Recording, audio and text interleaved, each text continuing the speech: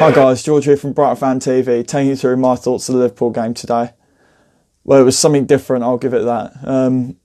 Straight off the bat, when the team sheets came out, that should have been an easier Liverpool team on paper, particularly with their defensive changes. At least it looked an easier team on paper compared to the United game, the City game, especially the other team, the higher up the table teams we've played. But clearly that wasn't the case. Izzy Brown starting as well, I know ruffled a few feathers, that it wasn't Izquierdo or March starting. Really left field, especially as we play Izzy Brown in more of a central role than we do as a winger. They were very fast on the counter-attack, very fast. Straight from the off, they were all over it. They wanted to take the game by the scruff of the neck. And it wasn't so much we looked shell-shocked, it looked like we didn't really know how to deal with it. Some of the players still looked tired. I thought Murray looked tired still, just a bit, like a bit of a hangover from the Palace. I said at the Palace game I thought that Murray looked a little bit off, but I thought that might have been due to the occasion that it's Palace, ex-club, but he still looked a little bit rusty today. I mean, he did not taking hold of the chances he had. First goal, I don't know what happened. I do know what happened. Chan ran unchecked. That's what happened. I don't know who was meant to be picking up, and I don't know why no one did have him picked up. I don't know whether it's the fact that Chan played a different role to what he's supposed to. Chan was playing centre-back when he's normally a midfielder. And I think we were preoccupied with the usual suspects. Firmino, Coutinho, Salah, Milner, and it came from the unexpected. Second goal was, minute later, we were just completely undone. I mean, it was crisscrossing all over the place. We had, on the run, you had Bong coming over to cover one side, and then you got Duncan Duffy pulling over the other side to cover where Bong's just left. We became extremely, extremely narrow. All four defenders were within a couple of feet of each other, and we just got completely undone by a better team with that goal, especially on the counter-attack. They were just so fast, and the passing was slick, really slick passing. Coutinho played really well. I mean, he was taking on three of our players at a time and getting past three of our players at a time. And if he wasn't getting past, then he was getting free kicks out of it. It was just a different quality that we haven't yet seen this season. After that second goal, they really eased off. I mean, they were quite happy to pass it round the back. We had no one that could put that pressure on. We should have been playing high pressure, really taking it to them. And Murray was running. I mean, Murray was really running at the back four just to try and put a little bit of pressure. He's looking round and there's no one with him. You couldn't expect Murray to do that on his own, but also Murray hasn't got the legs to be able to run between all four defenders to put that kind of pressure on. And there wasn't really the support that was there today. And I don't know whether that's the fact that we don't have someone that's a quick enough runner, or the fact that there wasn't enough high pressure up the pitch. Straight after the break, Liverpool's third goal, before that third goal, Murray had a great chance. I mean, Izzy Brown's ball was one of the best I saw us put in all day. And it wasn't so much Murray's fault. I mean, it was good for him to get a touch. That was quite hard in itself. It just went straight at the keeper. And I don't think we were expecting him to break that quick. And again, we had four defenders back. I mean, we managed to get back, but the speed we were getting back, we had defenders running across each other. Again, Bong came in, Bruno came in, and then there was cross connections, and they tore us apart. They really, really tore us apart. It was a good team goal, and we really got undone with that. I mean, the penalty that we then got to make it 3-1, at the time, I had no idea what went on. I couldn't see what went on.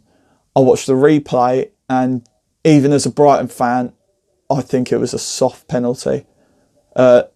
Henderson placed a hand on Duffy's back, and the claim is, in retrospect, that Henderson pushed Duffy from underneath the ball.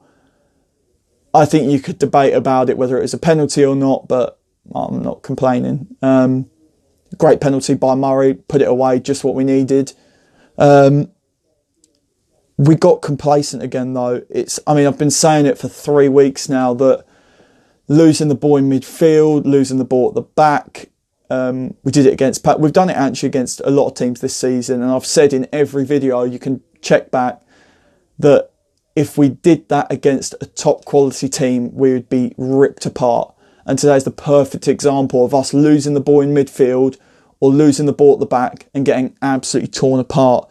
And it's just that complacency, or trying to put together 2 flasher passes like back heels, and it didn't come off. The free kick was given away easy. I mean, sandwiched between 2 players, went down, free kick right on the edge of the box. And I saw it coming. I thought, yeah, this is Coutinho territory all over. I had no idea that it was going to go in the way that it did. I don't think we made an error as such. We were just doing what we would normally do. I think Coutinho knew that big players like Duncan Duffy are going to jump every day of the week. And it just so happened that Duffy jumped so high, you probably could have fit 2 balls underneath him. And as Coutinho had planned, straight under Duffy, and it went in. And it's just the icing on the cake, really, wasn't it? We could have kept it 3-1, and it was just annoying, like mistakes again. It was a mistake to give the free kick away. It wasn't a mistake the way that it went in. And then obviously the last goal. I know people are complaining about Dunk putting in an own goal, but if I'm honest, he didn't have a choice at the end of the day. That ball was going, debatably the ball was going in. If not, they had Liverpool players coming in that back post. Dunk didn't have a choice. It just so happened that the ball went in the back of his net. And after the game, there are a lot of people complaining and taking the mick out of Dunk for scoring the amount of own goals that he has. I think it's 3 at the moment. But I'd rather Dunk put 3 own goals in than him not put up a challenge at all. I mean, I think people are forgetting that Dunk's actually probably stopped in excess of 10 goals going in this season, putting his body on the line, putting balls behind, and I'd rather him stop 10 goals going in and having 3 own goals than not putting his body on the line at all. I think it's a bit of a liberty, really, to criticise him about that. I thought Izzy Brown played well, given the circumstances. I mean, when the team sheet was announced, even I was thinking, don't know about that. But he played well. I'm wondering if maybe in future it is something that Houghton spotted, is that Izzy Brown's suited more to a wing role than he is through centrally. And it'll be interesting to see how that pans out in the future.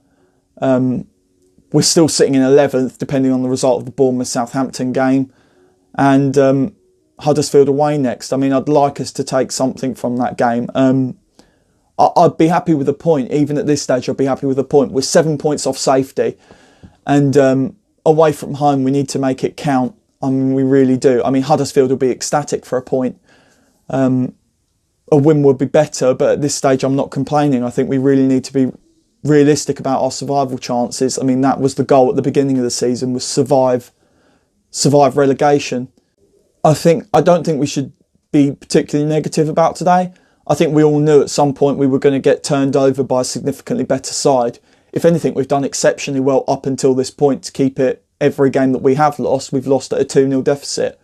It just so happened today that we were undone by a better team.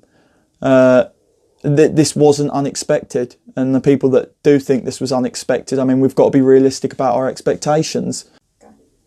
I think people have to stick to the fact that we've got to support our team no matter what. There were a lot of people that were moaning today.